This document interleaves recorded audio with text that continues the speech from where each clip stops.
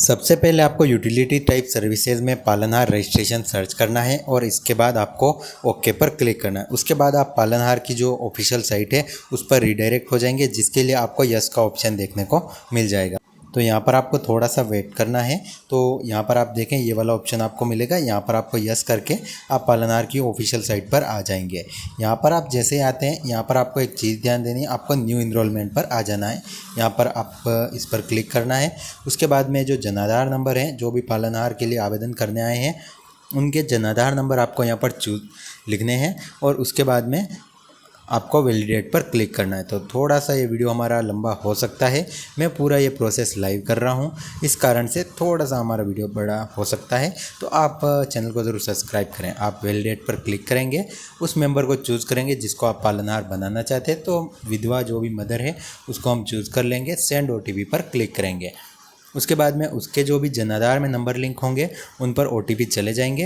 वो OTP number आपको यहाँ पर दर्ज करने हैं और उसके बाद में वैलिडेट पर क्लिक कर लेना है। तो OTP नंबर जैसे आप वेरीफाई करेंगे तो उसके बाद में आपके सामने अगला जो ऑप्शन है वो ओपन हो जाएगा और यहाँ पर आप जैसे वेरीफाई पर क्लिक किया है और यहाँ पर हमारे सामने नाम चूज़ का ऑप्शन आ जाएगा। ओके पर क्लिक करना है।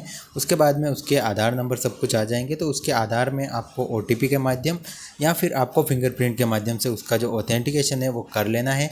हम जैसे फिंगरप्रिंट से कर रहे हैं, आप चाहें तो आधार कार्ड में OTP लेकर उससे भी ऑथेंटिकेशन कर सकते हैं। तो जो भी आपका कस्टमर है या फिर जो आवेदक है उसके जो फिंगरप्रिंट है वो आपको अपने स्कैनर मशीन पर लगवाने हैं। जैसे फिंगर कैप्चर होगा उसके बाद में उसका जो पूरा वैलिडेट हो गया आधार, उसका जो डैशबोर्ड है वो ओपन हो जाएगा। यहाँ पर आप देख सकते हैं उसकी सारी डिटेल यहाँ पर आ जाएगी। सबसे पहले उसका जो नाम है वो आपको हिंदी में लिखना है, गूगल हिंदी इनपुट की सहायता से लिख सकते हैं। उसके बाद में यहाँ पर उसके कौन सा कार्ड बना हुआ है, जैसे कि आपका APL BPL राशन कार्ड का जो कैटेगरी है वो आपको चूज़ करनी है और राशन कार्ड के जो नंबर है, कार्ड नंबर, वो आपको जो स्कैनर होता है उसके बारकोड नंबर, उसके नीचे जो नंबर है वो आपको यहाँ पर लिखने होते हैं। तो जो भी उसके राशन कार्ड के नंबर हैं वो आपको यहाँ पर दर्ज कर लेने हैं। उसके बाद में आप देखें यहाँ पर आपको थोड़ा सा नीचे आना है और यहाँ पर आपसे पूछा जाएगा कि आपका जो व्यवसाय है, जो आवेदक है उसका, तो हम गृहिणी कर देते हैं। एनुअल जो भी सालाना इनकम आ रही है वो यहाँ पर हम लिख देंगे। मोबाइल नंबर ऑटोमेटिकली उनके आ जाएंगे। आप चाहें तो एक और मोबाइल नंबर आप ऑप्शनल डाल सकते हैं, वो आपके लिए कंपलसरी नहीं है, आप चाहें तो डाल सकते हैं अगर आपके पास एक और कोई एक्टिव मोबाइल नंबर है तो। उसके बाद में यहाँ पर उसका जो एड्रेस है वो आपको फिलअप कर लेना है। उसके गांव का नाम, उसके स्ट्रीट या रोड या गली का नाम आप यहाँ पर लिख देंगे। उसका लैंडमार्क एरिया का नाम आप यहाँ पर लिख देंगे। उसके बाद में उसकी लोकेलिटी या एरिया में भी यहाँ पर उसका जो भी एड्रेस लगता है वो आप यहाँ पर फिलअप कर देंगे। उसके बाद में यहाँ पर आप देखें आपको उसकी जो तहसील है वो चूज़ करनी है। पोस्ट ऑफिस का नाम चूज़ करना है। पिन कोड ऑटोमेटिकली आ जाएगी। आपका अगर वर्तमान पता ऊपर से अलग है तो यस अन्यथा नो कर देंगे। उसके बाद में MP क्षेत्र और MLA क्षेत्र यहाँ पर चूज़ कर लेंगे। बैंक का नाम ऑटोमेटिकली जनाधार से आ जाएगा, सिर्फ आपको शाखा का नाम भरना है। उसके बाद में मूल निवास का जिला और मूल निवास वाली तहसील चूज़ करके सबमिट पर क्लिक कर देना है। यहाँ पर जो रिलीजन है वो हमने सेलेक्ट नहीं किया तो वो भी करके यहाँ पर सबमिट पर क्लिक कर देंगे। उसके बाद में आपके सामने इस टाइप का ऑप्शन आ जाएगा जिसमें बताया जाएगा कि आप यहाँ पर बच्चों को ऐड करें। आपको फॉर्म चूज़ कर लेना, आपकी स्क्रीन पर पेंडिंग फॉर्म वाली लिस्ट में आ जाएगा।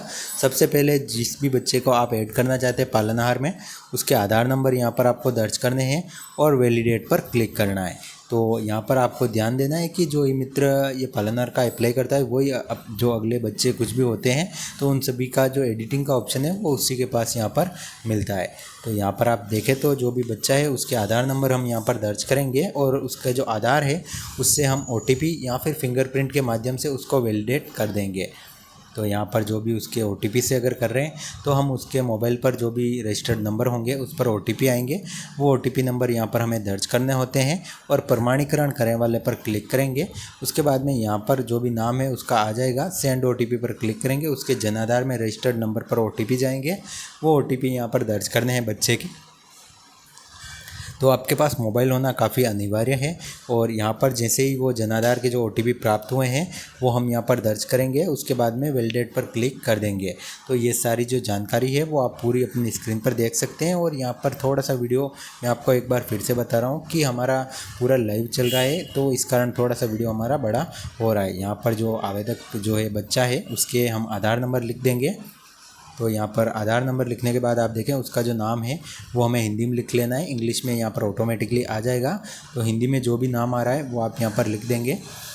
उसके बाद में उसका एक फ़ोटो होना चाहिए लेटेस्ट, वो आपको इसमें अपलोड करना है। और उसके बाद में आप देखें यहाँ पर जैसे हमने फ़ोटो स्कैन कर लिया है और उसका स्टूडेंट सर्टिफिकेट भी हमने स्कैन कर लिया है। यहाँ पर फ़ोटो ऐड कर दिया है। कैटेगरी चूज़ कर लेंगे, यहाँ पर डिफरेंट कैटेगरीज आपको देखने को मिलेगी। तो आपकी क्या कैटेगरी है वो आपको चूज़ कर लेना है। तो जैसे हमारे यहाँ पर आप देखें तो निराश्रित पेंशन को पात्र विधवा माता के बच्चे, तो यहाँ पर अलग अलग कैटेगरी है जिसमें आपको विशेष योग्यजन सभी ऑप्शन मिल जाते हैं।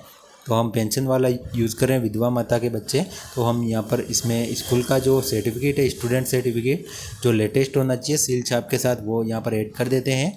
और जो पीपीओ है वो उसका पीपीओ नंबर यहाँ पर लिख देते हैं। स्टेट गवर्नमेंट की ओर से उनको जो पेंशन मिलती है तो पेंशन के जो पीपीओ नंबर है वो हम यहाँ पर दर्ज कर देंगे। तो यहाँ पर आप देखें तो जो भी पेंशनर है उसी को आप फिलअप कर सकते हैं, ये चीज़ आपको ध्यान देनी है। बच्चा कहाँ पर पढ़ाई कर रहा है तो हम सरकारी विद्यालय है तो सरकारी विद्यालय कर देंगे।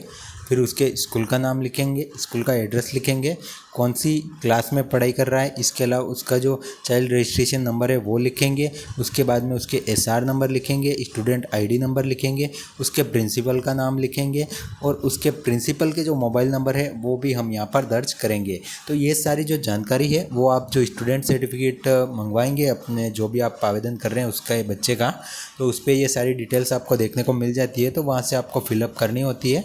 तो यहाँ पर सबसे पहले जो स्कूल का नाम है वो हम यहाँ पर फिलअप कर देते हैं और स्कूल का जो एड्रेस है तो स्कूल का जो भी पता है वो आप अगले ऑप्शन में यहाँ पर ऐड कर देंगे। और यहाँ पर आप देखें तो स्टूडेंट सर्टिफिकेट आपके पास होना अनिवार्य है जिसमें सील छाप लगी होनी चाहिए और करंट ईयर का आपका होना चाहिए जिस ईयर में अभी बच्चा पढ़ाई कर रहा है। यहाँ पर हम क्लास चूज़ कर लेंगे कौन सी क्लास में पढ़ाई कर रहा है और उसके जो नंबर हैं वो सारे यहाँ पर चूज़ कर लेंगे। उसके जो चाइल्ड रजिस्ट्रेशन नंबर हैं वो आपको उसमें देखने को मिल जाते हैं स्टूडेंट सर्टिफिकेट में। और इसके बाद में उसके जो एसआर नंबर है स्कॉलर वाले तो वो यहाँ पर हम ऐड कर देंगे।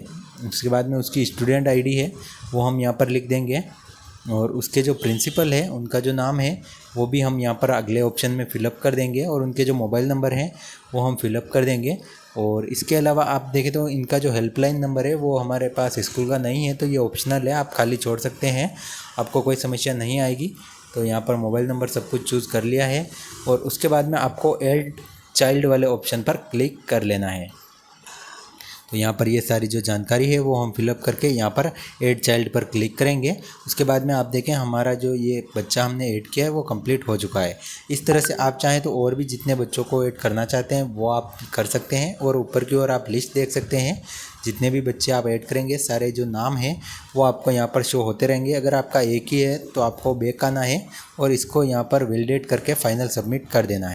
जैसे आप इसे फ़ाइनल सबमिट करेंगे उसके बाद में आप देखें तो आपके जो डैशबोर्ड है फाइनल सबमिट के बाद आपके डैशबोर्ड में शो होने लग जाएगा पेंडिंग एप्लीकेशन विद डिपार्टमेंट वाले ऑप्शन में, जो कि आगे आप देखें तो ऑब्जेक्शन वाले यहाँ पर बताते हैं, रिजेक्टेड आपको यहाँ पर शो होते हैं। जो भी आपके रिजेक्टेड हैं किसी कारण से अगर रिजेक्ट होते तो आप यहाँ पर देख सकते हैं।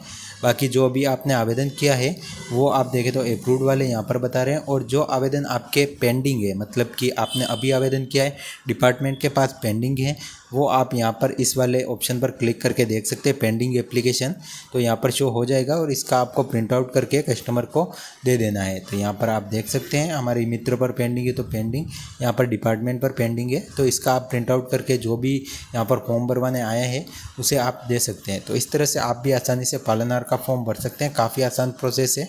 उम्मीद करूँगा वीडियो पसंद आया होगा। कोई सवाल हो तो कमेंट ज़रूर करें।